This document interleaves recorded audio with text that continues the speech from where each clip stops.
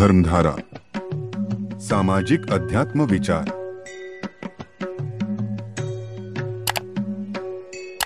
संसाराच्या नावे घालून या शून्य वाढता हा पुण्य धर्म केला। हरिभजनी हे धवळेले जग चुकविला लाग कधी काळाचा। अभंगाच्या भावार्थाकडे वळण्यापूर्वी परिहार तो असा, या संपूर्ण परिसरामध्ये मला वाटतंय हा जो आनंदाचा उत्सव आहे, सण आहे, निमित्त एकाच असतं परंतु हित मात्र सर्वांचं असतं। एकाच्या कैवाडे उगवे बहुतांचे कोडे, किंवा एक बीजा केला नास मग भोगिले कणीस। एक बीज तुम्हाला वाटतंय का त्या ठिकाणी ते जमिनीमध्ये पुरलेलं वाया गेलं असं वाटते, ते वाया जात नाही। कणीसाच्या रूपाने संपूर्ण असणाऱ्या आणि त्याचं वैभव स्वतःच ते त्या ठिकाणी प्रगट करत असतं। तद्वच तुमच्या आमच्या संपूर्ण परिसरामध्ये जर पाहिलं तर मला वाटते या सगळ्या सोयऱ्यांमध्ये एक सोयरा आवर्जून आमचा आणि आठवणीमध्ये राहणारा वैकुंठवासी नामदेव महाराज, एक नात्याने सोयरा, बरोबर का नाही, आणि दुसऱ्या नात्याने सोयरा। ते माझे सोयरे सज्जन सांगती पाय आठविती विठोबाचे, येरामाण विधी पाळना पुरते देवाची ती भूते म्हणून या। तुका म्हणे जैसे आवडती विष्णुदास तैसी नाही आस आणि कांची। जीवनामध्ये तुकोबारायांचं जीवन स्पष्ट आहे, तुकोबारायांचे विचार स्पष्ट आहेत आणि म्हणूनच तुकोबारायांच्या विचारालाच प्राधान्य जगतामध्ये असण्याचं कारण का जीवनामध्ये कधीतरी तुम्ही आम्ही स्पष्ट विचार आणि जीवन जगलं पाहिजे आणि आपल्यामध्ये असणारा स्पष्ट विचार जगतापुढे मांडला पाहिजे। त्यातील स्वतःचंही हित आहे आणि जगाचंही हित आहे असं हित करणारी अनेक मंडळी आणि या परिसरामध्ये तुम्हाला जो आनंद मिळत आहे ना, यामागे कोणाचं तरी निमित्त आहे, परंतु मात्र त्या निमित्तामुळे तुमचं आमचं आज आनंदाचं वैभव आहे। विठ्ठल विठ्ठल।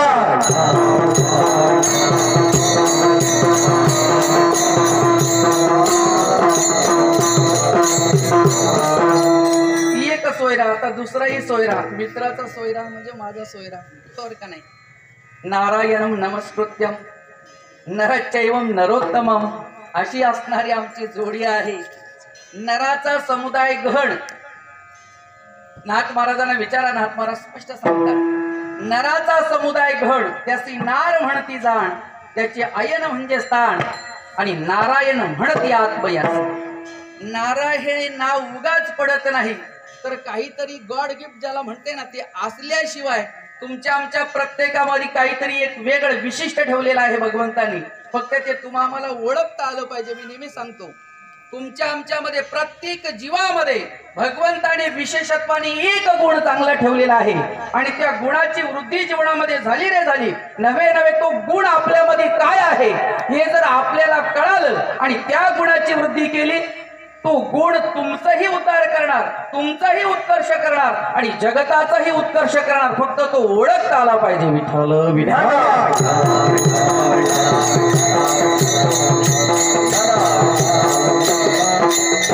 आणि मुळातच त्या ठिकाणी वंश परंपरागत दास मी अंकित, तुका मोकळीता लाज कोणा।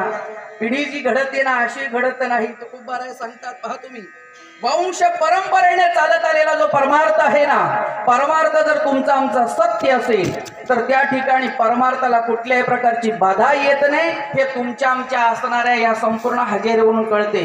हरिपाठामध्ये पाहिलं मी तर जो वैष्णवांचा मेळावा या ठिकाणी रुजू झाला, या ठिकाणी आनंद उपभोगत होता, हे आनंद आणि तुमच्या आमच्या वाट्याला येण्याचं कारण का तुम्ही आम्ही पूर्वजन्मी काहीतरी पुण्य केलेलं आहे म्हणूनच वैष्णव झालात। विठ्ठल विठ्ठल।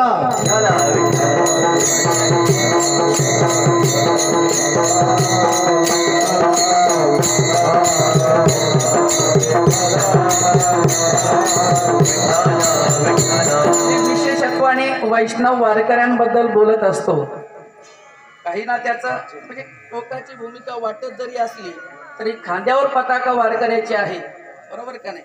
जर वारकऱ्याची पताका खांद्यावर आहे, वैष्णव धर्माची तुमच्या आमच्या जीवनामध्ये जर संहिता आहे आणि वैष्णव धर्म या जगताच्या पाठीवर कसा श्रेष्ठ आहे, नव्हे नव्हे वैष्णव धर्मच जगताचं कसं हित करू शकतोय, शाश्वत सुखाचं अनुभव करून देऊ शकतोय, हे जर आपल्या अनेक विध परंपरा जर संतांच्या पाहिल्या तर त्यांनी जसं ठासून सांगितलेलं आहे, त्यांनी जसं तुमच्या आमच्या पुढे आदर्श ठेवलेला आहे, तेच विचार तोच आदर्श आणि जगतापुढे मांडण्यासाठी तुम्ही आम्ही सुद्धा कचरता कामा नये. जे खरं आहे, हिताचं आहे ना, ते जगापुढे मांडलंच पाहिजे. विठ्ठल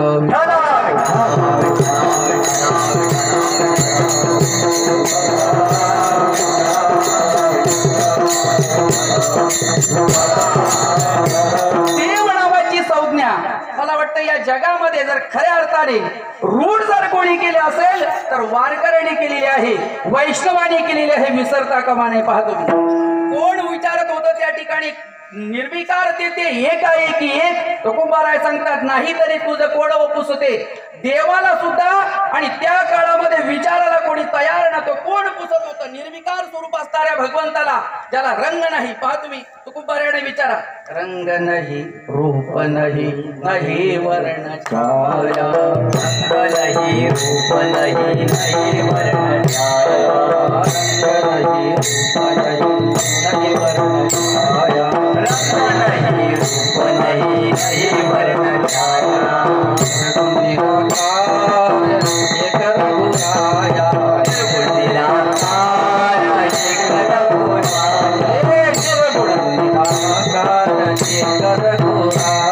निर्गुण निराकार, एक रघुराया,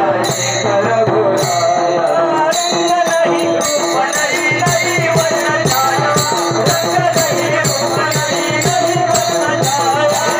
नाही, रूप नाही, नाही वर्ण छाया, रंग नाही, रूप नाही, नाही वर्ण छाया.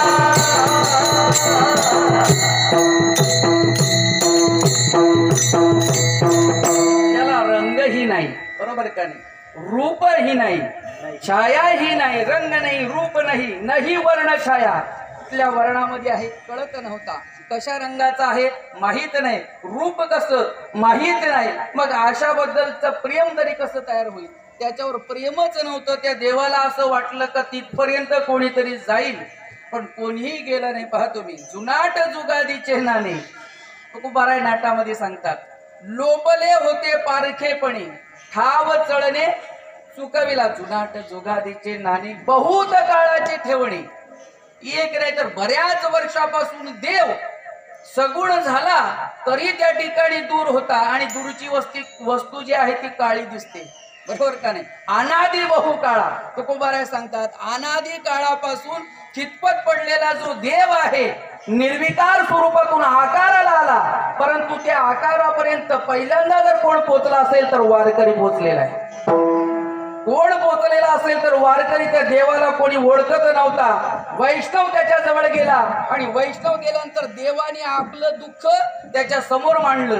अरे मी तर या संपूर्ण जगताचा पितामहस्ते जगतो माता धाता पितामहं वेदम पवित्र ओंकार वृक्षम यजुर्येवच. तर हे सगळं जर पाहिलं तर सर्वस्ते चहामृती सन्निविष्टो मत्ता स्मृती ज्ञानम अपोहनाची या सगळ्या जर स्थिती पाहिली, हे सगळं मन्यागत पंडू सुद्धा मीच. अरे हे सगळं माझं असून मलाच कोणी ओळखत नाही. प्राणी कामी भरू देहाची वरी आदर, पडीला विसरू आत्मबोधाचा रे माझ्यापर्यंत कोणी येतच नाही. अशा स्थितीमध्ये असणाऱ्या देवाला देवपण जर कोणी आणलं असेल, वैष्णवाने आणलंय. विठ्ठल विठ्ठल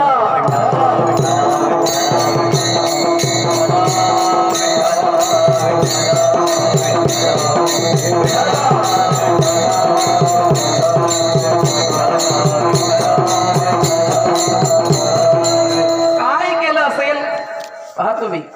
या वैष्णव धर्माची स्थापना करत असताना त्यावेळेला प्रार्थना नव्हती अशी नाही, उपासना नव्हती असं नाही, संप्रदाय नव्हते असं नाही, विचारधारा नव्हती असं नाही, परमार्थ नव्हता असं नाही, परंतु विखुरलेला विचार.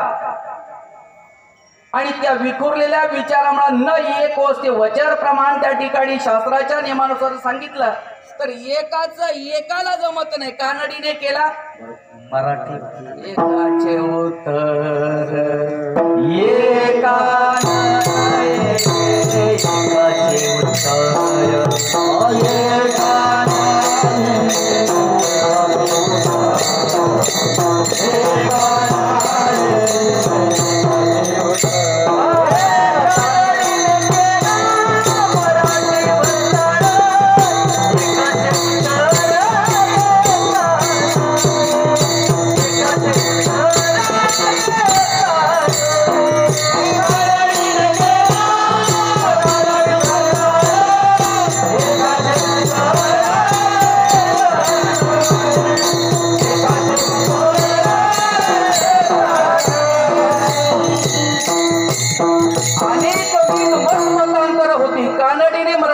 केल्यानंतर जसं एकमेकाचं जुळत नाही तसं सांख्याचा विचार वेगळा, पतंजलीचा विचार वेगळा, नैयायिकाचा विचार वेगळा. न्यायशास्त्राच्या माध्यमातून अनेकांचं प्रार्थना होती, उपासना होती, मार्ग होता, त्या ठिकाणी शोध होता. परंतु एकाचं उत्तर एका नाही, एकाचा विचार एकामध्ये घुसत नाही, एकाचा विचार एक मानत नाही. परिणाम स्वरूप सांख्ययोग जो भगवंताचं स्वरूप सांगतोय ते पतंजलीला मान्य नाही. पतंजलीचं त्या ठिकाणी जे आहे ते वैशाखिकाला मान्य नाही, न्यायवाल्याला मान्य नाही. त्या ठिकाणी उत्तर मीमांसावाल्याचं वेगळंच, पूर्व मीमांसावाल्याचं वेगळं. हे एक दोन नाही तर अनेक मतांतर त्या ठिकाणी भगवंताच्या बाबतीमध्ये असल्यामुळं पहा तुम्ही, एक विचार जर असेल तर ठासून सांगता येते देव हाच आहे, बरोबर का नाही. पण अनेक जर विचार असले तर संभ्रम तयार होता, नेमका आहे कोण, बरोबर का नाही. हा आहे का तो आहे. आणि शास्त्र 6 सांगितली, 18 पुराण, प्रत्येकामध्ये वेगवेगळा असणार विचारधारा त्या ठिकाणी मांडलेली असल्यामुळे विखुरलेला विचाराच्या त्या ठिकाणी माध्यमातून जो देव आहे त्या विखुरलेल्या देवाला एक स्वरूपामध्ये त्या वेळेला आणि 12व्या शतकामध्ये जर कोणी आणलं असेल तर माझ्या ज्ञानोबाऱ्याने मेळविली मादी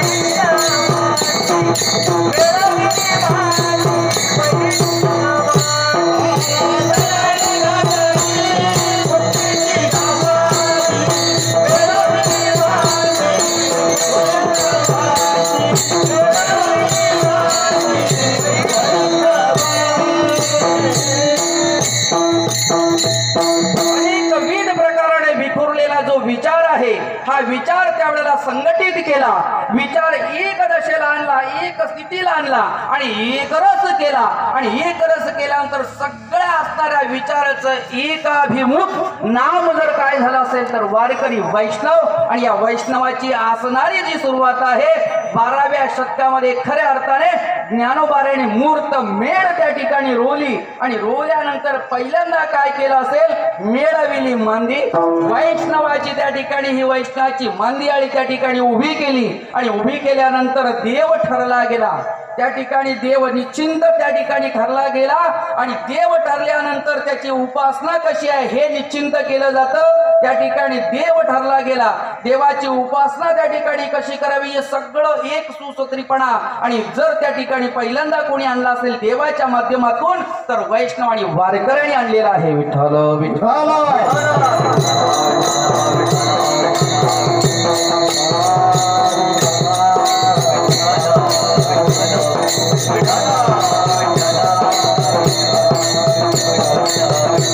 तीच वैष्णवाची परंपरा, तीच वारकऱ्याची परंपरा आज संपूर्ण जगताला ज्ञानाच्या बाबतीमध्ये काय करत आहे, ज्ञानदानाच्या बाबतीमध्ये नेतृत्व करत आहे. नव्हे नव्हे तर वेदांनी जी प्रार्थना संपूर्ण जगतासाठी त्या ठिकाणी गायलेली आहे, सुखीदा सर्वे संतु निरामया सर्व भद्राणी पश्यंतु माम कच्चित दुःख मापनुयात. ही जी प्रार्थना वेदाची वैदिक प्रार्थना आहे का या संपूर्ण जगताचं कल्याण हो, या संपूर्ण जगतामध्ये सुख प्रदान हो. नव्हे नव्हे तर या जगतामध्ये एकही जीव असा दुःखी राहू नये अशी प्रार्थना कोणाची आहे? खचितच त्या ठिकाणी वैदिक प्रार्थना वेदाची आहे. ती प्रत्यक्षात कोणी अंमलात आणली हो? ज्ञानोबारायांना विचारा तुम्ही. ज्ञानोबारायांच्या विचाराची जर त्या ठिकाणी धारा पाहिली तर जे खळांचे व्यंकटी सांडू तया सत्कर्मी रती भूता परस्परे जडो मैत्री जीवाचे दुरितांचे तिबिरदा विश्व स्वधर्म सूर्यभाव जो जे वांछल तो केला हो विष्णुमय जग वैष्णवाचा धर्म भेदा भेद भ्रमा मंगळ या सगळ्या जर तुम्ही आम्ही जर मांदियाळीचा जो विचार केला विचाराचा जर त्या ठिकाणी मागोवा घेतला तर जगताच्या कल्याणाच्या ठिकाणी खऱ्या अर्थाने जर स्वतःच्या असणाऱ्या देहावर स्वतःच्या असणाऱ्या संसारावर लात मारून जगाचं हित कसं होईल आणि कशाने होईल अशी चिंता आणि असा विचार ज्या संप्रदायामध्ये रूढ आहे त्या संप्रदायाचं नाव वारकरी आहे. विठ्ठल विठ्ठल.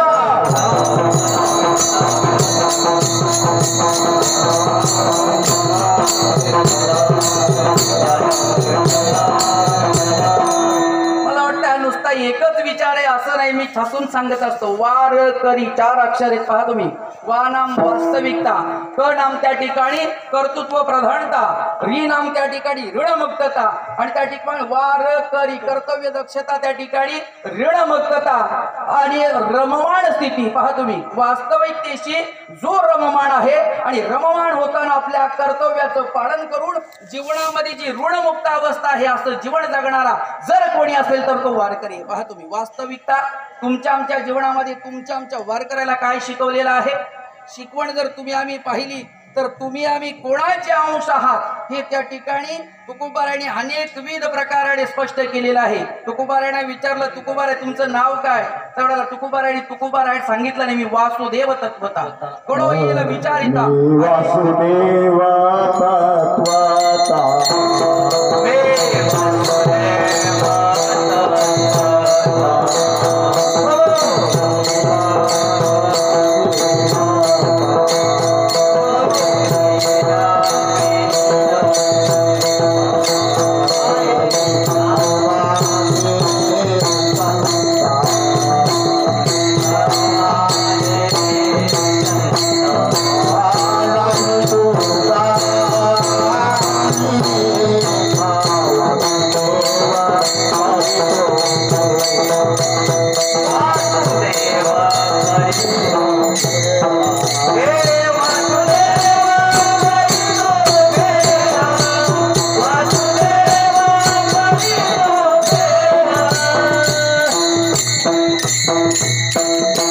वास्तविकता काय आहे तर तुम्ही आम्ही त्या परमेश्वराचेच त्या ठिकाणी अंशात्मक रूप आहोत. या विचारापासून वारकरी बाजूला नाही. वारकऱ्याची तीच वाधार आहे. तुझं मज नाही भेद कुठल्याही प्रकारचं भगवंतामध्ये आणि ह्या जीवामध्ये भेद नाही. या अभेद स्थितीमध्ये वर्तन जर कोणाचं असेल तर वारकऱ्याचं आहे. तुकोबारायांनी सांगितलं मी वासुदेव तत्वता कळो येईल विचारिता आहे ठाऊक सभा येतंता तुझ्या नाही अनेक मागुता का वासुदेव करीतो फेरा. पहा तुम्ही स्पष्ट मत त्या ठिकाणी वास्तविकतेशी आणि रममाण होतो. याचा अर्थ आत्मकेंद्रित भावना आत्मकेंद्रित विचार जर कुठे असेल तर वारकऱ्याचा त्या आणि मूळ स्वरूपाशी रमणीय स्थिती असते आणि त्यामध्ये ती रमणीय स्थिती असताना कर्तव्याचं पालन करत असते. कर्तव्य कुठल्याही अंगाने बाजूला जात नाही. मग ते कर्तव्य काही ना असा प्रश्न पडेल जर तू वारकरी भगवंताशी रममाण आहे मग त्या स्थितीमध्ये जर त्या ठिकाणी ऐक्य झालेला आहे देहावर तर उदास आहे मग तो कर्म कसा करतो त्याचं कर्तव्य कसं पालन करतोय. तर तुकोबारायांनी प्रत्येक तुमचं आमचं जीवनाचं जे दर्शन आहे ना प्रत्येक अभंगामधून स्पष्ट केलेले फक्त आपण डोकवायची गरज आहे. आपण ते अंतकरणामध्ये उडी घालत नाही तोपर्यंत तुकोबारायांचा अभंग आणि डोकावून पाहत नाही तोपर्यंत आनंद मिळणार नाही. जर त्या ठिकाणी ठाव काढायचाच असेल तर रमलच पाहिजे. त्या ठिकाणी तुकोबारायांच्या जीवनामध्ये जर तुम्ही आम्ही जर विचार केला तर तुकोबारायांना पुन्हा प्रश्न केला तुकोबाराय तुम्ही जर समाधी स्थितीमध्ये आहात किंवा ऐक्य स्वरूपामध्ये आहात ऐक्य स्वरूपामध्ये देहाची कुठल्या प्रकारची हालचाल चालत नाही तर तुकोबाराय म्हणतात असा विचार वारकऱ्याला मान्य नाही. वारकरी देवाशी त्या ठिकाणी एकनिष्ठ आहे. देवापासून कुठल्या प्रकारचं वेगळं त्याचा विचार नाही. मग तो कर्मप्रधान अवस्था जगतो कसा किंवा कर्म करतो कसा त्यावेळेला तुकोबाराने स्पष्ट सांगितले, कामामध्ये काम, कामामध्ये काम,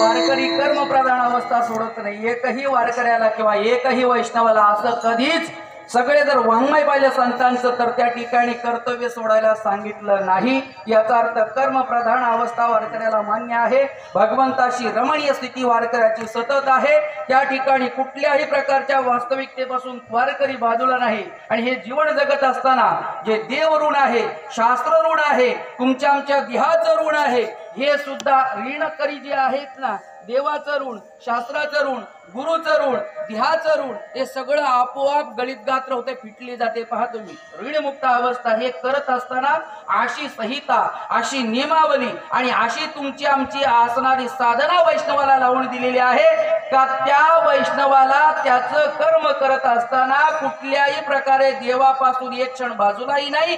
एक भाग झालेला आहे, कर्तव्यापासून एक क्षण बाजूला नाही. दुसरा भाग झालेला आहे अविभाज्य भाग जो परमेश्वराचा आहे त्याच्याशी त्या ठिकाणी काय आहे तर सतत एकरस अवस्थेमध्ये आहे. आणि असं जीवन जगता जगता शेवटी कर्जही उरत नाही. कारण कर्ज उरलं तर पुन्हा काय आहे, आगा कर्मे जय पुरावे सुख दुःखे फळावे भोगणे यावे याचा अर्थ हे जीवन जगत असताना या सगळ्याचं मग देवाचं ऋण असेल, त्या ठिकाणी पितराचं ऋण असेल, त्या ठिकाणी गुरुचं ऋण असेल, शास्त्राचं ऋण असेल, या देहाचं ऋण असेल, हे सगळी ऋण त्या ठिकाणी फेडली जातात.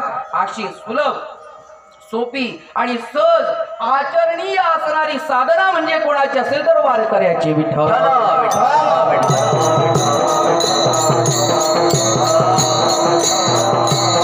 आणि ही साधना जगताचं हित करते, आपलंही हित करते. म्हणून या साधनेचं संवर्धन करण्याचं काम जर कोणावर असेल तर तुमच्या आमच्या सर्वांच्यावर आहे बाबांनो. आणि विशेषत्वाने आम्ही फेटा बांधून ज्या वेळेला येतो त्यावेळेला जर त्या ठिकाणी आपलं मूळ जे आहे ना, वारकऱ्याचा विचार जर जिवंत ठेवण्याची जिम्मेदारी भगवंतानी या आमच्या जर माथ्यावर दिलेली आहे, चालेल. संसार थोडा बाजूला गेला तरी चालेल, पण हा विचार जगतामध्ये रूढ करण्यासाठी आणि तो विचार केलेला हा अतिशय चांगला विचार आहे. आणि असा विचार दुर्मिळ असतो. पहा तुम्ही, एखादा विचार जगतामध्ये रूढ करण्यासाठी त्याला खूप कष्ट घ्यावे लागतात. मी नेहमी ज्ञानोबारायांची ओवी उलटी सांगतो. पहा तुम्ही, का जी दयेच्या बाबतीमध्ये वापरली ती दयेच्या बाबतीमध्ये नाही, तर दयेच्या पुढची अवस्था धर्माची. मी त्या धर्मासाठी ती ओवी आणि आवर्जून सांगते. पहा, ज्या वेळेला चिखली रुतली गाय, बरोबर का नाही, चिखलामध्ये एखादी गाय रुतली, धड भाकड ना होय पण दयेची संगे होय काला भुला, ही दयेच्या बाबतीमध्ये ज्ञानोबारायांनी ओवी वापरलेली. काय का एखादी गाय जर चिखलामध्ये रुतली असेल तर त्या ठिकाणी त्या गायीला बाहेर काढण्यासाठी तियेचेने संगे होय काला भुला, बरोबर का नाही. गाय म्हणजे दुसरं तिसरं काय नाही. मी माझ्या मताने त्या ठिकाणी विषय मांडतो का विषय असा आहे, गाय म्हणजे दुसरं तिसरं नाही तर धर्म. धर्म स्वरूपाडी काय आहे, धर्मरूपी गाय आज चिखलामध्ये, याचा अर्थ जगताच्या अनेकविध प्रकारच्या दोषामध्ये, अनेकविध प्रकारच्या विकारामध्ये काय आहे, अडकलेली आहे. आणि मग अशा त्या ठिकाणी अडकलेल्या धर्माला, दोषामध्ये त्या ठिकाणी परिपूर्ण त्या ठिकाणी लिप्त असणारा धर्म बाहेर काढताना आपल्याला काय करावं लागणार आहे, त्या गायीपर्यंत जायचंय, धर्मापर्यंत जायचंय. आता धर्मापर्यंत जाताना त्यालाच जाता येईल, कोणाला, का जो कालाही होईल आणि भुलाही होईल. म्हणजे एक तर जगतामध्ये धर्म, त्या ठिकाणी धर्माचे संस्कार रुजवण्यासाठी तुम्हा आम्हाला लगेच लोक स्वीकारतील असं अजिबात नाही. पहा, तुम्ही त्या गाईला जीवदान देऊन बाहेर काढलं तरी लोक तुमचा आभार मानतील असं नाही. का आभार मानणार नाही? गाईला काढलं का नाही काढलं हे लोक पाहणार नाही, पण तुम्ही काले झालात हे लोक आवर्जून दाखवतील. काय अरे काय त्या ठिकाणी म्हणजे तुम्हा आम्हाला त्यांनीच धर्माचं त्या ठिकाणी आणि नेतृत्व करावं धर्माच्या बाबतीमध्ये, आणि त्यांनीच त्या ठिकाणी न्याय नीती या जगतामध्ये रूढ करावी, ज्याला त्या ठिकाणी काळं होण्याची भीती नाही.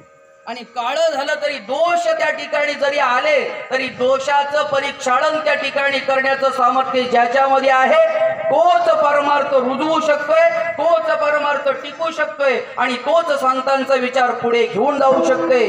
ज्याला हे कार्य करायचं आहे मला वाटते त्यांनी एवढी तयारी ठेवायची. गाय तर आपल्याला बाहेर काढायचीच आहे, पण आपले कपडे कसे आहेत? शुभ्र पांढरे आहेत. ते पांढरे राहतील असं नाही. सुरुवातीला लोक तैसा ओक धरता धरवेना अबगता जिरेना सत्संग. सुरुवातीला बरं वाटतं. ही सगळी लोक एकत्र करायला किती त्रास झाला असेल महाराजांना माहित असेल. ही सगळी लोक आता एकत्र आलेत, पण एकत्र आलेली एकत्र राहणं हे जेवढं आमचं कार्य आहे तेवढं तुमची ही जिम्मेदारी आहे. का तर यामध्ये जेवढं अफाट कार्य होते, विस्तीर्ण कार्य होते, तेवढं त्याच्यामध्ये जास्त विकार येतात. गंगा पवित्र आहे का नाही? बरोबर का नाही? गंगेचं तर त्या ठिकाणी स्वरूप काय आहे? विहीर आहे. बरोबर का नाही? विहिरीचं पाणी जेवढं स्वच्छ तेवढं गंगेचं नसते. का तर विहिरीपेक्षा गंगाचं विस्तार थोडा काय आहे?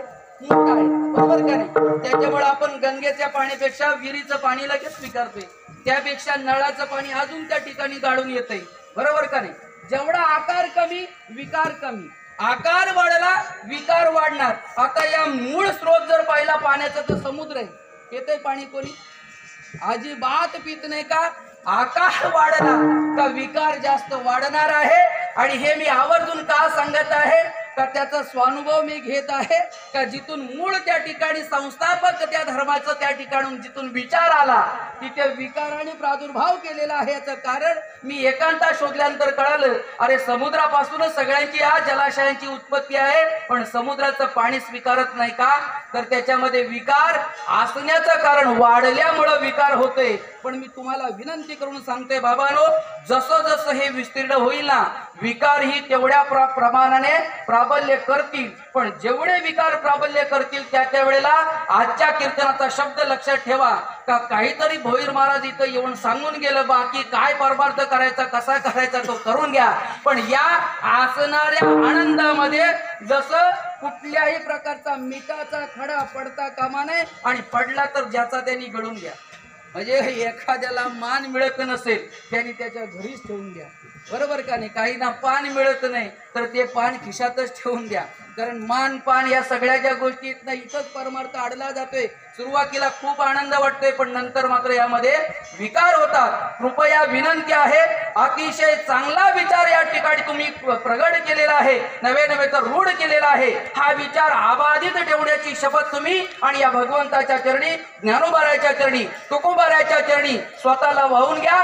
जीवनामध्ये काही कमी पडणार नाही आणि तुमचं जीवन सर्वांग सुंदर झाल्याशिवाय राहणार नाही. विठ्ठल विठ्ठल.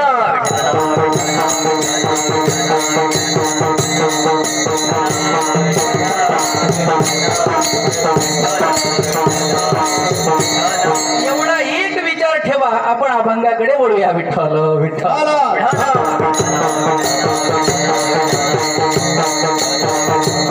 या वैष्णवानी प्रचार आणि प्रसार माध्यम त्या ठिकाणी स्वीकारत असताना जी नियम नियमावली लावली आणि ती नियम नियमावली लावत असताना त्यामधला एक नियम जो आजच्या दिवशीचा एकादशीचा आहे. पाच तुम्ही, कारण ही एकादशी इकडं तिकडं गेलीच नाही. जिकडं तिकडं गेली तिचा अवेर झाला. शाक्तांच्याकडे गेलं तिने स्वीकारलं नाही, गाणपत्यांच्याकडे गेलं त्यांनी स्वीकारलं नाही, सौरांच्याकडे गेलं त्या ठिकाणी त्यांनी त्याचा स्वीकार केला नाही, शैवांनी त्या ठिकाणी नंतर नंतर त्याचा स्वीकार केलेला आहे. मग शेवटी ही कोणाकडे गेली का जिथून हिची उत्पत्ती झाली तिथं गेली. पाहतो मी, आणि ती तिथं गेल्यानंतरच खरं सुख आहे. ज्याची उत्पत्ती जिथं आहे तिथंच जाऊन त्याला त्या ठिकाणी काय आहे सुख आहे. मीठ तर लोले धन किनारा तुकोबाराय म्हणतात. अरे समुद्र सोडून मीठ किनाऱ्याला आला आणि किनाऱ्याला गेल्यानंतर लोळत पडला. आता लोळत पडत असताना तुकोबाराय त्या ठिकाणी गेला की इथं लोळतोय काय, तुझा आहे स्वरूप कुठं आहे, त्यापासून उत्पल आहे, तिथं डुबकी मार.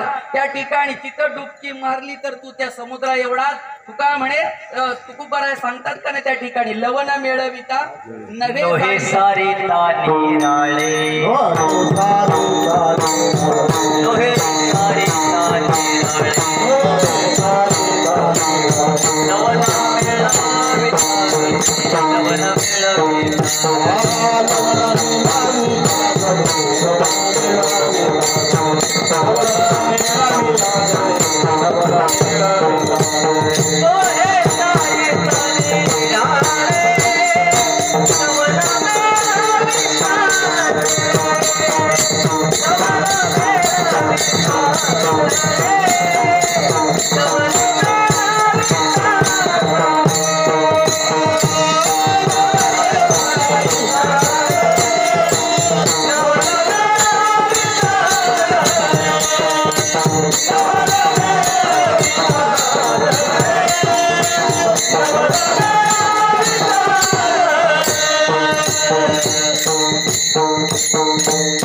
त्याचं जे मूळ आहे ना, त्या मुळामध्ये त्याने आगेकूच केली का कुठल्याही प्रकारचं भेद उरत नाही, दुःख उरत नाही, दशा उरत नाही, तर ते त्या ठिकाणी स्वरूपाला प्राप्त होते.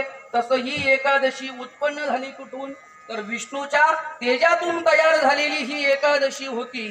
पण ही मात्र विष्णूच्या तेजापासून तयार झाली, पण सुरुवातीला विष्णूकडे गेलीच नाही. काही काही अशी माणसं असतात, त्यांना असं वाटतंय अरे जिथून तयार झालंय तिथं मात्र उडी मारित नाही. बेगाने शादी में अब्दुल, बरोबर का नाही, नको त्या शादीमध्ये, नको त्या लग्नामध्ये, नको तिथं उड्या. अरे जिथं मूळ आहे ना तिथला आनंद वेगळा आहे. सगळीकडे गेले, गणपत्यांच्याकडे गेली, एकादशीला कोणी स्वीकारलं नाही. शाक्तांच्याकडे गेली, कोणी स्वीकारलं नाही. त्या ठिकाणी पहा तुम्ही, सगळ्या असणाऱ्या देवांच्याकडे त्या ठिकाणी गेली, पण मात्र तिचा स्वीकार केला नाही. मग ती पुन्हा कुठे आली, विष्णूकडे आली, आणि विष्णूकडे आल्यानंतर मग तिचा स्वीकार झालेला आहे. कोणाचा, एकादशीचा. का स्वीकार झाला, तर मुळातच त्या ठिकाणी त्याच्याच तेजापासून तयार झाली ती, इतर त्या ठिकाणी कुठेही स्थिरावू शकत नाही. ते स्थिरावण्याचं एकमेव स्थान जर कोण असेल तर तो फक्त वैकुंठाधीश असणारा विष्णू आणि त्याचे वैष्णव यांच्याचकडे एकादशी स्थिरावली. विठ्ठल विठ्ठल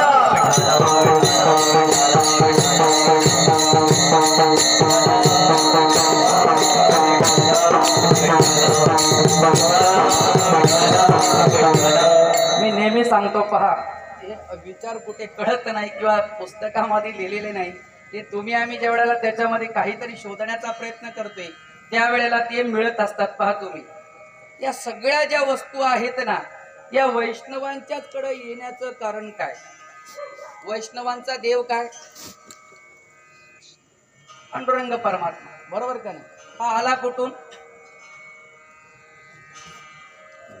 निधानाने पंढरी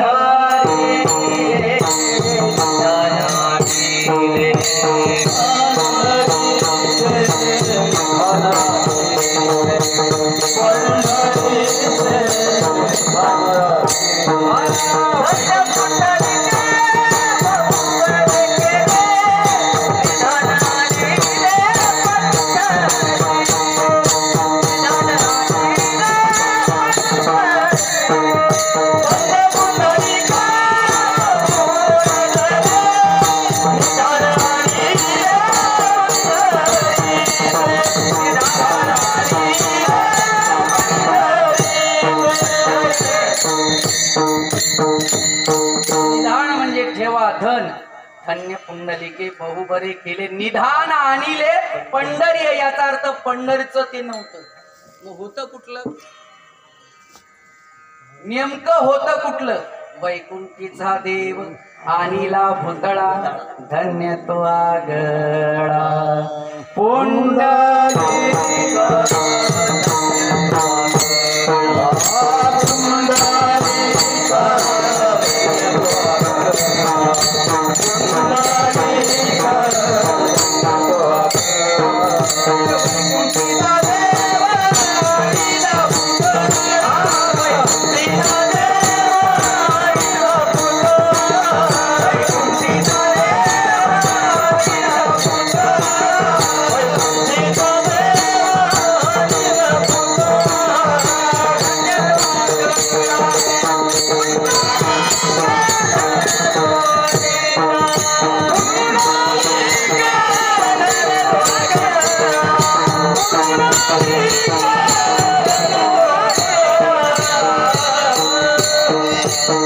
देव कुठला? वैकुंठामधला. बरोबर का नाही?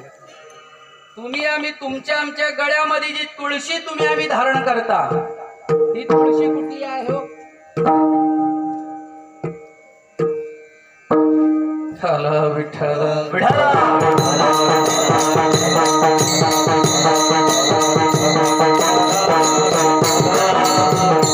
देव कुठला? वैकुंठामधला. पर वैकुंठामध्ये जी असणारी जी तुम्ही आम्ही गळ्यामध्ये घालतोय ती तुळस कुठली आहे? इथली तिथली नाही, वैकुंठामधली आहे. वैकुंठावळी आली धन्य तुळशी मावळी. जी वस्तू तिथली आहे तिथंच एक वाटते. पहा मला हे सांगायचंय. वैकुंठातला देव, त्यानंतर तुळस कुठली? वैकुंठामधली. स्थिरावली कोणाच्या गळ्यामध्ये? पांडुरंग परमात्म्याच्या आणि त्याच्या असणाऱ्या वैष्णवांच्या. पाहतो बरं, तुमच्या आमच्या गळ्यामध्ये असणारा दिंडी किंवा तो बिना कुठला आहे? वैकुंठामधला आहे. टाळ कुठली आहे? वैकुंठामधली आहे. पहा तुम्ही या सगळ्याचं निरीक्षण करा. शास्त्राने आम्हाला जेवढ्याला शोध घ्यायला सांगितलेलं आहे, शोध घ्या. शोधांती हे सगळं निघेल. पहा तुम्ही, टाळ दिंडी हाती वैकुंठीचे ते सांगा. ती तुकोबाराय सांगतात, ज्याच्या गळ्यामध्ये दिंडी नाम त्या ठिकाणी विना आहे, ज्याच्या हातामध्ये टाळ आहे त्या ठिकाणी ही टाळ आणि दिंडी कुठली आहे? वैकुंठीची आहे. आणि ज्याच्या गळ्यात आहे तो सुद्धा कुठला आहे? वैकुंठामधला आहे. म्हणजे तुम्ही आम्ही काही इकडचे तिकडचे उचलून इथं आलेले नाही. हे सुद्धा प्रमाण तुमच्या आमच्या बाबतीमध्ये खरं आहे. का खरं आहे? तर तुम्ही आम्ही जर गळ्यामध्ये आणि दिंडी त्या ठिकाणी विना घेत आहात किंवा हातामध्ये टाळ घेत आहात, तर तुकोबारांचं प्रमाण खोटं नाही. टाळ दिंडी हाती वैकुंठीचे ते सांगती. जे वैकुंठामध्ये होते त्याच्याच गळ्यामध्ये टाळ येतो आणि त्याच्याच गळ्यामध्ये विना येतो. याचा अर्थ आम्ही जे लोकांना सांगतोय आम्हाला भ्यायचं कारण नाही. विठ्ठल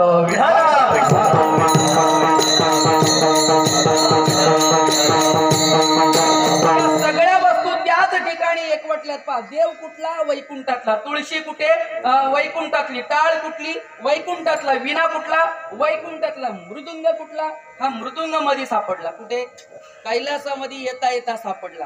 जो दोन्ही बाजूनी वाजत होता ना, तो कैलासामध्ये सापडला. पण कैलासामध्ये असा स्वीकार केला नाही, कारण आपल्या वारकऱ्याचा पहिला वारकरी जर कोण असेल तर रूप पाहता डोळसू.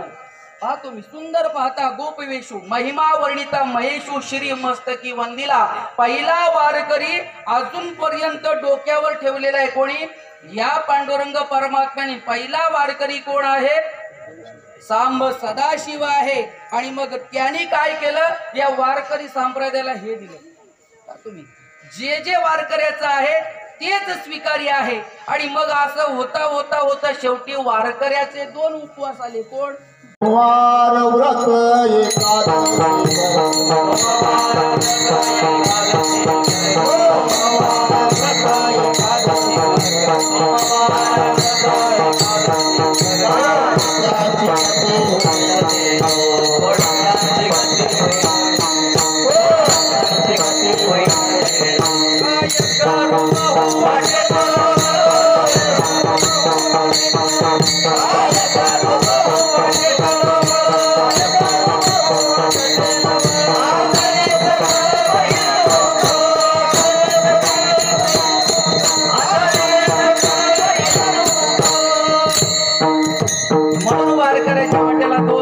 सोमवार व्रत एकादशी न करती कोण त्यांची गतील होईल नेनो. काय करू बहु वाटे तळमळ आंधळी सकळ बहिर्मुख. त्या ठिकाणी तुकोबाराय सांगतात, अरे सहज वारकऱ्याची परंपरा जिथं आलेली आहे ना, वारकऱ्याच्याच असणाऱ्या सगळ्या वस्तू वारकऱ्याच्या ठिकाणी देवापासून काय झालेल्या आहेत? एकत्र झालेल्या आहेत. आणि त्यातलं हे जे व्रत आहे, हे व्रत सुद्धा सुरुवातीला वैकुंठामध्ये केलं आणि वैकुंठामधून त्या ठिकाणी हे एकादशीचं व्रत कुठं आलं? भूतळावर आलं. कधी आलं? तर येण्याचं एकमेव कारण रुक्मागंधा कारणे एकादशी.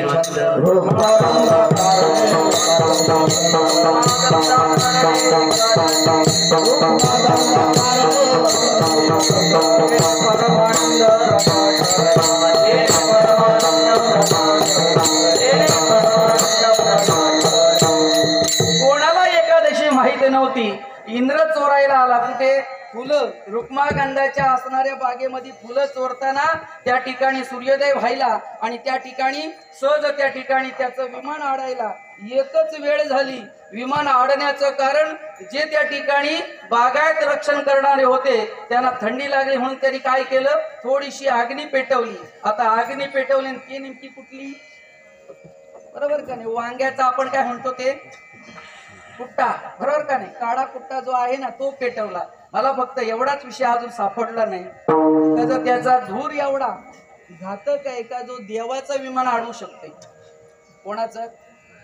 वांग्याच्या काठ्याचं, म्हणजे त्या फोडांचं धूर जर एवढा घातक आहे, इथं दोष असा लागणार आहे वांगी तयार करणारे पुन्हा कीर्तन ठेवणार. त्या वेळेला व्रत कोणाला माहित नाही. इंद्राचं विमान त्या ठिकाणी उडत नाही. कारण काय? तर ते धूर असं शास्त्राने सांगितले म्हणून ते सांगावं लागतंय.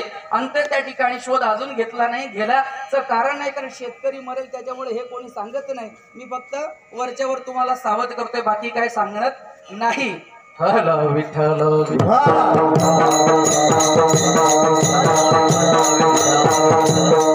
त्या वेळेला ते विमान वर उडण्यासाठी पुण्याची गरज आहे आणि ते पुण्य कशाने मिळेल तर योगायोगाने त्या दिवशी एकादशी होती. इंद्र सांगत आहे का एकादशीचं पुण्य जर समर्पित केलं तर हे स्वर्गाचं विमान जे आहे ते वर जाईल. आता एकादशीच कोणाला माहिती नाही.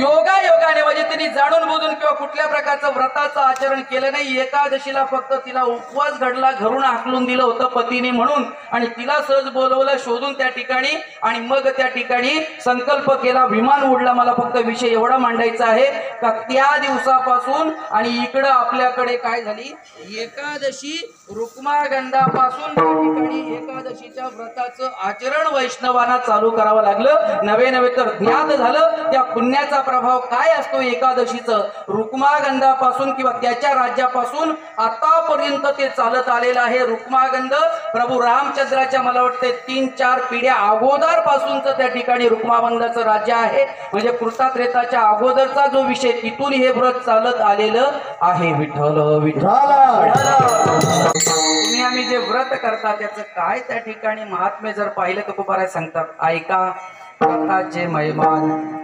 नेमे आचरती जण. तुमच्या आमच्या जीवनामध्ये हा नेम आता तुम्ही आम्ही रूढ केलेला आहे आणि नेमाने जर या व्रताचं आचरण केलं फायदा काय पहा तुम्ही. नेमे आचरती जण गाती ऐकती हरी कीर्तन समान विष्णूशी. याचा अर्थ देव एक पारड्यामध्ये आणि आपण एक पारड्यामध्ये अशा साम्य दशेला तुम्हाला हे व्रत घेऊन जाते. एवढं पुण्यप्रद व्रत आहे. पहा तुम्ही नारद महर्षींनी नारद पुराणामध्ये सांगितलेलं आहे. सहज त्या ठिकाणी सांगत असताना नारद महर्षी सांगत आहेत. पहा तुम्ही वाजपेयी शतानीच वाजपेयी नावाचे यज्ञ 100 करणं आणि त्याच्याही पलीकडे जर विचार केला अश्वमेध सहस्राणी अश्वमेध 1000 प्रकारे यज्ञ जर केलं तरीही एकादशी उपवासासम कलम नाहरती षोडशम 16 प्रकारच्या उपचाराने जे पुण्य मिळते त्याच्या पलीकडचं वाजपेयी 100 यज्ञ केल्यानंतर जे पुण्य मिळते त्याच्या 1000 पटी 1000 अश्वमेध यज्ञ केल्यानंतर जे पुण्य मिळते त्याच्याही 1000 पटीने पुण्य प्रदान करणारा व्रत जर काही असेल तर एकादशी आहे. विठ्ठल विठ्ठल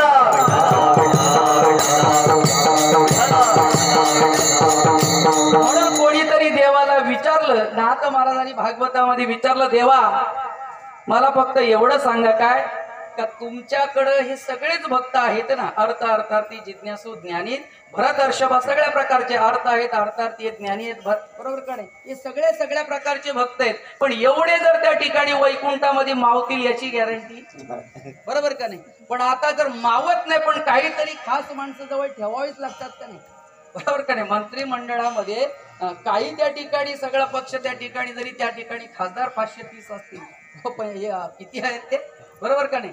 एवढे जरी असले तरी सगळ्यांना मंत्रिपद दिलं जात नाही. बरं सगळ्यांना मंत्रिपद दिलं तरी कॅबिनेट मंत्री सगळ्यांनाच मिळत नाही आणि एकदम जवळचे जे आहेत का नाही ते तर वेगळेच बरोबर का नाही. असा प्रश्न विचारला नाथ महाराजांनी. सगळेच भक्त तुमचे गुणगान गातात, सगळेच त्या ठिकाणी व्रत वैकल्य करतात, उपवास करतात, सगळं त्या ठिकाणी भजन कीर्तन सगळे करतात. पण मला एक सांगा, तुमच्या ठेवणीतले असणारे नियमती भक्त कुठले? त्यावेळेला स्वतः भगवंतांनी सांगितले, जो एकादशीचा व्रती माझा, तो तपतीर्थीचा राजा, तो आवडे मज गरुड ध्वजा, परिग्रह माझा तो एकू. परिग्रह याचा अर्थ ठेवणीतला तो एकच, जो एकादशीचं व्रत वैष्णव धर्माचं पालन करून एकादशीचं व्रत करतोय, तो माझ्या हृदयात बसलेला आहे. विठ्ठल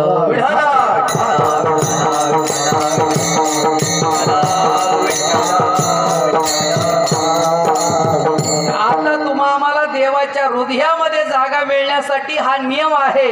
त्याच्यामुळे देवाच्या हृदयातली जागा टिकवून जर ठेवायची असेल तर तुमचा आमचा नियम टिकला पाहिजे. विठ्ठल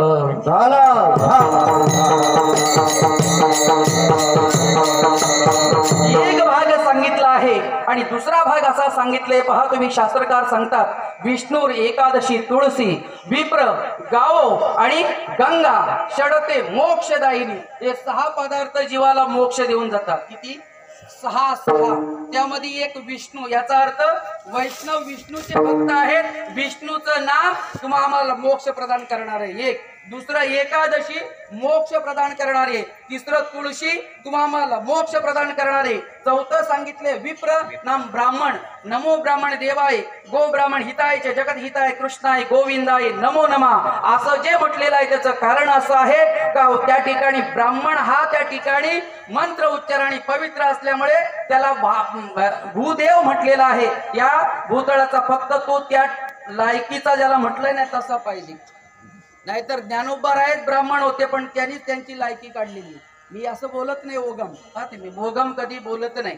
सहज ज्ञानोबा रायणा विचारा, ब्राह्मण उंच वर्ण थोर, ज्ञानोबा रायणी सहज सांगितले उंच वर्ण थोर, वर्णामध्ये श्रेष्ठ आहे.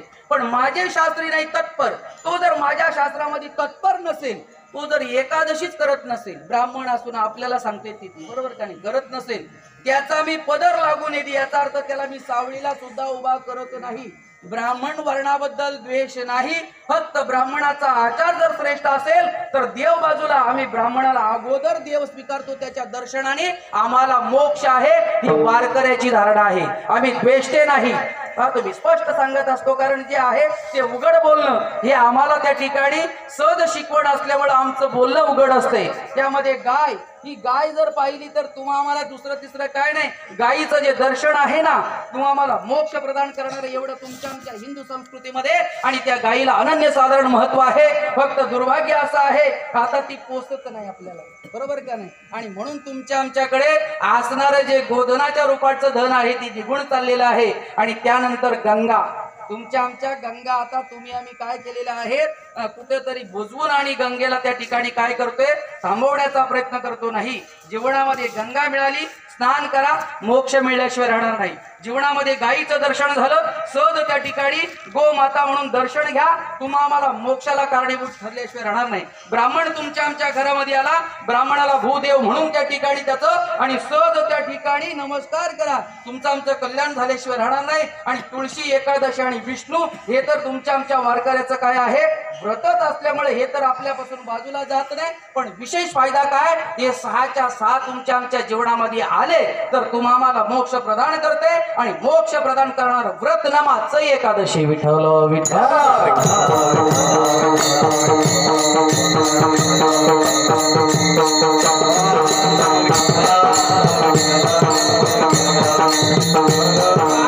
असणार हे सांप्रदायिक विचार जगतापुढे मांडत असताना किंवा जगतामध्ये रूढ करत असताना वैष्णवाच्या जीवनामध्ये आलेली काही खंतीची बाब त्याला म्हणता येत नाही. तर एक बाजू मात्र वैष्णवाची कमी पडते आणि ती कमी पडावीत असं तुकोबारायांचं मत आहे. कारण ती बाजू जर उजवी झाली तर विचार बाजूला जातो. तुम्ही आणि तो विचार बाजूला जाऊ नये. भले तर माझ्या जीवनातला ज्याला तुमच्या आमच्या जीवनामध्ये उत्कर्ष म्हटलाय संसाराचा, तो संसार बाजूला गेला तरी चालेल. पण माझ्या वैष्णवाचा विचार जगतामध्ये रूढ करण्यासाठी 2 प्रश्न तुमच्या आमच्या समोर आहेत. एक तर तुमच्या आमच्या संसाराच्या बाबतीमधला विचार करायचा, का त्या ठिकाणी संतांनी जो रूढ केलेला विचार तो त्या ठिकाणी जगामध्ये रूढ करायचा, अशी द्विधा अवस्था ज्या वेळेला होते त्यावेळेला तुकोबाराय म्हणतात माझ्या जीवनाची सुरुवात मी कशी केली. अभंगाचं प्रथम चरण. संसाराच्या नावे घालून या शून्य, संसाराच्या नावे घालून या शून्य, संसाराच्या नावे घालून या शून्य, संसाराच्या नावे घालून या शून्य,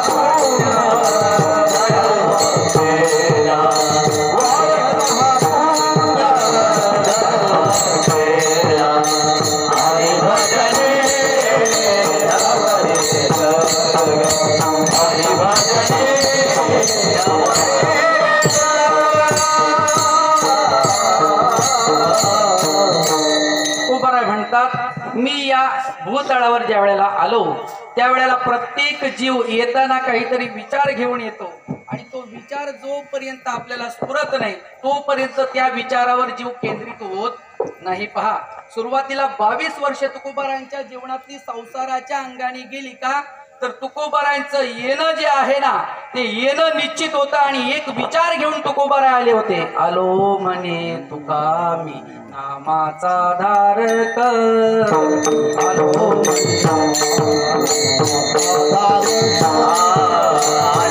म्हणे तुका मी नामाचा धारक, आलो म्हणे तुका मी नामाचा धारक, एकंदर एकंदर पाठविलाई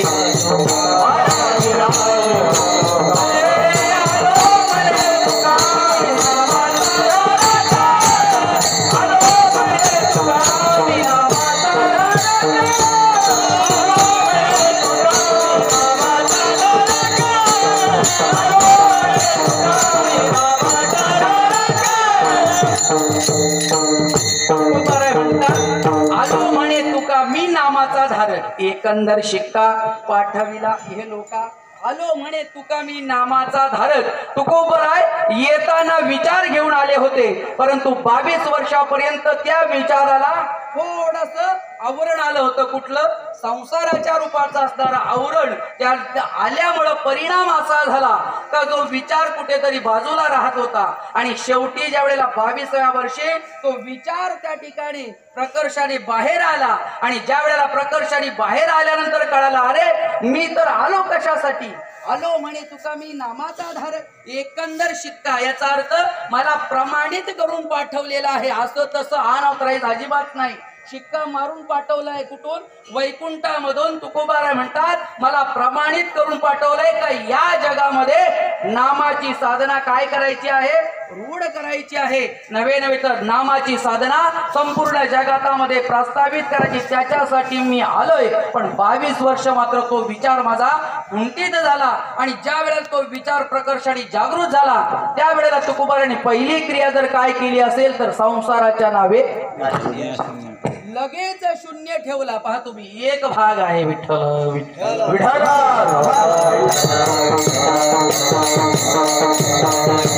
आता संसार म्हणजे काय हा एक भाग आहे आणि संसाराच्या नावे शून्य ठेवणं म्हणजे काय हा दुसरा भाग आहे. आता वाजलेत किती? हॅलो विठ्ठल.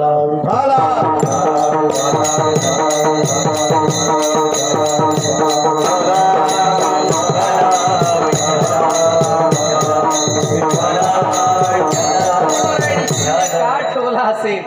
आता आपल्याला शून्य ठेवायची वेळ आली. बरोबर का? मला वाटतं आता 2-4 एकादशी परत करावं लागते तेव्हा तो शून्य पुढे जाईल. नाहीतर इथंच थांबावं लागेल. थांबलं पाहिजे कारण नियम आहे. असो, तुकोबारायांनी जीवनामध्ये संसार संसार म्हणजे काय या संसारात एक 15-20 मिनिटांमध्ये संसाराच्या बाबतीमध्ये तुकोबारायांच्या जीवनामध्ये आलेला जे प्रसंग आहे या प्रसंगाचं जर तुम्ही आम्ही वर्णन केलं तर सगळ्या शास्त्रांनी जसं वर्णन केले तशा संसाराचं स्वरूप तुकोबारायांच्या जीवनामध्ये आलं. पहा, संसाराती येते संसार शंकराचार्यांचं मत आहे का जे सारखं सरकतंय प्रत्येक क्षणाक्षणाला नाश पावलं जाते त्याचं नाव काय आहे? संसार. आता हे जर त्या ठिकाणी प्रत्येक क्षणाला नाश पावते असं जर त्याचं मत असेल, त्यांचं मत असेल शंकराचार्यांचं, तर आतापर्यंत आपण पाहतो तर सगळं भरलेलंच आहे. किती आली किती गेली तरी नाश दिसत नाही. पण नाश न दिसण्याचं कारण तुमच्या आमच्या डोळ्याचा वेग पाहण्याचा आणि संसाराचा नाश होण्याचा वेग यामध्ये अनंत पटीने फरक असल्यामुळं तो एवढ्या वेगाने नाश पावतोय की आपल्या डोळ्याच्या वेगाने दिसणं शक्य नाही. नाथ महाराजांना विचारात, नाथ महाराज हरिपाठामध्ये सांगतात एका तासा माझी कोटी वेळा सृष्टी होत जाय दृष्टी तोची पाहे. एक तासामध्ये या सृष्टीचा कोटी वेळा नाश होतोय आणि कोटी वेळेला ही घडते असं ज्याला त्याच्या संसाराचं स्वरूप नाशवान आहे असं मानाला तयार होईल. आता आपल्या डोळ्याने जवळ तर दिसत नाही, बरोबर का नाही? ते 1 कोटी वेळेला या असणाऱ्या संसाराची घडामोड होते 1 तासामध्ये. अनुमान लावायचं कसं पहा तुम्ही. ज्ञानोबारायांनी स्पष्ट केलेलं आहे का तुमच्या आमच्या डोळ्यामध्ये भ्रम असल्यामुळे संसार नाशणारा आहे पण तो मात्र अव्यय स्वरूपाचा वाटतो. याचं कारण काय? डोळ्याला असणारा भ्रम एक कारण आहे आणि दुसरं कारण डोळ्याची असणारी वेगाची क्षमता पाहण्याची संसाराच्या असणाऱ्या वेगापेक्षा कमी असल्यामुळे अनेक पटीने नाशणारा संसार या डोळ्याच्या वेगाने दृष्टीपथास येत नाही. हे दुसरं कारण आहे. पहा, उदाहरण तुमच्या आमच्या जीवनामध्ये दिले. भिंगोरटी निधी पडली ती गमे जशी भूमीसी जडली वेग अतिशय भुली कारण होय. ज्ञानोबाराय सांगतात पूर्वी भिंगरी फिरवायचो आपण, आता मुलांना भिंगरी माहित नाही. भिंगरी माहिती आहे का? अजिबात नाही. ती भिंगरी अशी फिरवायची, बरोबर का नाही? ती निधी म्हणजे जमिनीवर पडल्यानंतर ती एवढ्या वेगाने फिरायची, बरोबर का नाही?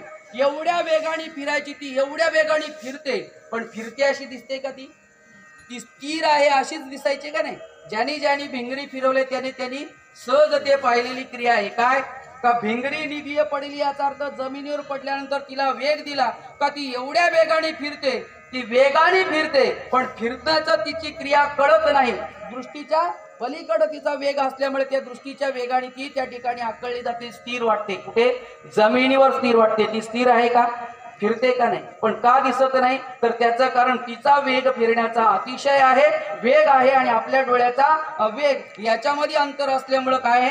फिरणारी भिंगरी स्थिर वाटते. तसं तुमच्या आमच्या या संसाराच्या बाबतीमधला नियम आहे प्रत्येक क्षणाक्षणाला नाचणारा हा संसार आहे पण नाचणारा संसार किंवा नष्ट होणारा संसार त्या ठिकाणी तुमच्या आमच्या डोळ्यांनी पाहता येत नाही. का? तर डोळ्याचा वेग कमी पडतोय आणि त्याचा वेग काय आहे? जास्त आहे. तुकोबारायांना विचारा. तुकोबारायांनी आणि आंधळा पांगळ्यामध्ये सांगितलेलं आहे. पहा तुम्ही. देश वेश नव्हे माझा सज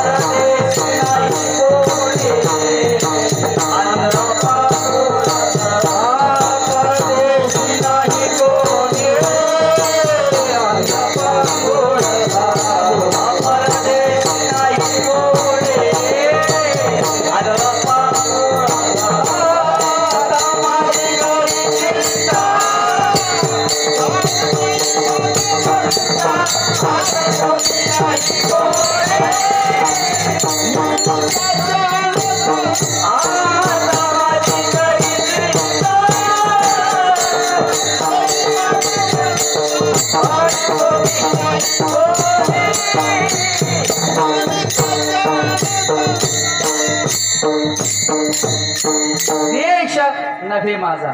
तुकोबाराने विचारलं, देश नव्हे माझा, वेश नव्हे माझा, आले कसे सहज फिरत आलो, करू सत्ता कवणारे कोठे स्थिर आलो. कोणावर सत्ता गाजू, कुठं स्थिर नाही जीव. बाळपणा स्थिर नाही, तारुण्या स्थिर नाही, म्हातारपणा स्थिर नाही. आहे कुठे? अजिबात नाही. कुठल्या एक स्थितीवर जर स्थिर असता तर आपण छाती टोकपणे सांगितलं असता का संसार कसा आहे, स्थिर आहे. बाळपण स्थिर नाही, कधी निघून जाते कळत नाही. तारुण्य येते, तारुण्य त्या ठिकाणी स्थिर व्हावं असं वाटतं, तेही राहत नाही. त्याच्या पलीकडे जर पाहिलं तर ते गेलं. म्हातारपण येते, तेही स्थिर राहत नाही. आणि म्हातारपण स्थिर राहिलं असतं तर बरेच म्हातारे असते, बरोबर का नाही? तेही स्थिर राहत नाही. घर से धरत अंगना कोही नाही अपना, समझ धर्मना कोही नाही अपना, पंच प्राण जत विकसन लगे, घर से धरत अंगना कोही नाही अपना. अरे एक अशी स्थिती सांगा का त्या स्थितीवर जीव काय आहे, स्थिर आहे. सुखाच्या ठिकाणी स्थिर नाही, दुःखाच्या ठिकाणी स्थिर नाही, दिवसाच्या ठिकाणी स्थिर नाही, रात्रीच्या ठिकाणी स्थिर नाही. प्रत्येक जर क्रिया पाहिली या संसाराची तर कशी आहे, अस्थिर आहे. आणि हे ज्याला कळालं तो संसाराच्या नावाने कशाला बाकीच्या उठाठेवी करीत बसेल. हे तुकोबारायांना कळालं काय का हा संसारच जर खोटा आहे, हा जर स्थिरच नाही तर याला स्थिर करण्याचा प्रयत्न करावाच का. म्हणून तुकोबारायांनी त्याच्या नावे शून्य ठेवला. शून्य ठेवणं म्हणजे त्याला शून्य विचाराने प्राधान्य देणं, याचा अर्थ कमी किंमत किंवा त्याच्या बाबतीत जास्त विचार करणं गरजेचं नाही. कारण याचा किती जरी विचार केला तरी याचा परिणाम ही वाईट आहे, संस्कारही वाईट आहे, तापही वाईट आहे. याची गुणवृत्ती सुद्धा काय आहे, विरोधाची आहे. पतंजलीमध्ये सांगितले पहा तुम्ही. जर पाहिलं त्याचा परिणाम ताप, संस्कार, गुणवृत्ती, विरोध या सगळ्याचा जर विचार केला, विवेकीना सर्व दुःखानम किंवा सर्व दुःखानम विवेकीना, पतंजली योगशास्त्रामध्ये त्याचं वर्णन आलेलं आहे का या संसाराचा परिणाम जर पाहिला तर शेवटी काय आहे, दुःख आहे. बरोबर का नाही? सहज गमतीने सांगितलं जाते खरूच म्हणजे काय, खाज. बरोबर का? दुसरं काही नाही. खरूज म्हणजे खाज. बरं आता ते थांबवायचं म्हणजे काय केलं पाहिजे, खाज थांबवायची म्हणजे खाजवलंच पाहिजे. बरं खाजवल्यानंतर परिणाम काय, खरूज म्हणजे खाज. खाज म्हणजे त्या ठिकाणी थांबवण्यासाठी खाजवलं पाहिजे. आता खाजवल्याचा परिणाम काय, वाढ. बरोबर का नाही? तसा संसाराच्या बाबतीमध्ये परिणाम काय तर या ठिकाणी संसाराच्या कुठल्याही अंगाला स्पर्श करा त्या ठिकाणी दुःखच दुःख. पहा तुम्ही, तुकोबाराय, ज्ञानोबाराय आदिकडून संत संतांनी असं वर्णन केलेलं आहे. कर्याचे ठिकाणी चांग कैसे नीट अंग ज्ञानोबाराय म्हणतात. तुकोबाराय सांगतात का एका कवीनी वर्णन करायला घेतलं, कोणाचं, उंटाचं, आणि त्याच्यावर कविता लिहायला घेतली. कोणावर, उंटाचं वर्णन त्यांनी असं त्या ठिकाणी काव्य लेखन करायला घेतलं का आता उंट समोर त्याच्या आहे. आता काव्य लेखन करताना शेपटीकडे पाहिलं, कोणाच्या, उंटाच्या. आता काय शेपटीचं वर्णन करणार, त्याची शेपटी कशी डौलदार आहे असा डौलदार शब्द तिथं जाऊ शकत नाही. कारण शेपटीचाच पत्ता नाही, कधी काय म्हणजे त्याच्या उंचीचा आणि शेपटीचा मेळ कधी बसत नाही. बरं त्या ठिकाणी मागच्या पायांचं वर्णन जर करावं, बरोबर का नाही, कधी तरी डौलदार असतील तर असंही नाही, कसे आहेत त्याचं त्यालाच माहिती. बरोबर का नाही?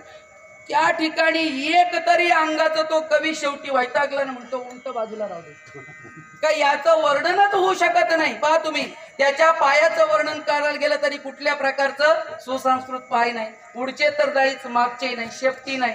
बरं त्या ठिकाणी पोटाचा आकार तर तोही ढेरादार असा म्हणावं तर तोही नाही, म्हणजे ते कुठं तरी आत गेलेले. बरं वरचं जे सरळ ताट मानेचं त्या ठिकाणी सम काया ग्रीव असं जर म्हटलं का एक रेषेमध्ये येतं, ते वरचं कमट सुद्धा एक रेषेत नाही, कुठल्या कुठं वाकडं तिकडे, कधी खुबट येतं कधी सरळ आहे. म्हणजे उंटाच्या एकही अंगाचं जसं वर्णन कवीला शेवटपर्यंत करता येत नाही, तसं संसाराच्या कुठल्याही अंगाचा परिणाम कितीही जरी शोधण्याचा प्रयत्न केला तरी हा कसा निघणार आहे, दुःख स्वरूपाचा निघणार आहे. याची अनुभूती तुकोबारांना होती. म्हणून तुकोबारा म्हणतात का जे मुळातच दुःख रूप आहे, संसार दुःख मुळा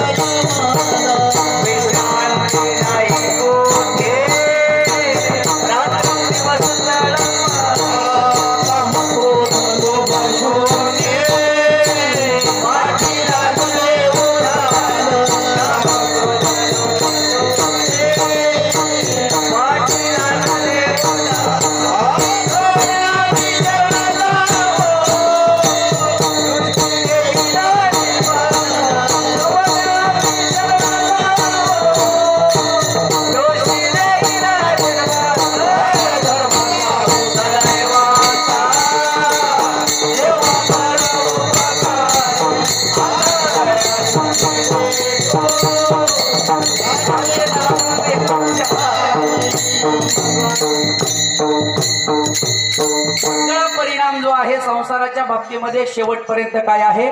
दुःख स्वरूपाचा आहे. परिणाम संसाराचा वाईट आहे किंवा दुःख आहे. बरं, यामध्ये मिळणारा परिणाम नंतर ताप, जे त्रिविध प्रकारचे ताप आहे हे तरी सुख देतात का? आधी भौतिक वेगळा आहे, आध्यात्मिक वेगळा आहे, बरोबर का नाही? दैविक वेगळा आहे. याचा जर विचार केला तर त्याही प्रकारे त्यांनी 3 तापांनी जर वेढलेला हा संसार आहे तर प्रत्येकामध्ये तापच भरलेले, दुसरं काही मिळणार नाही. इथंही काय आहे? दुःखच दुःख आहे. बरं, त्याच्या पलीकडे जर विचार केला संस्कार, तर या संसाराच्या बाबतीमध्ये संस्कार अनादि संसार माळेच्या ठाई नित्य विषय भोगले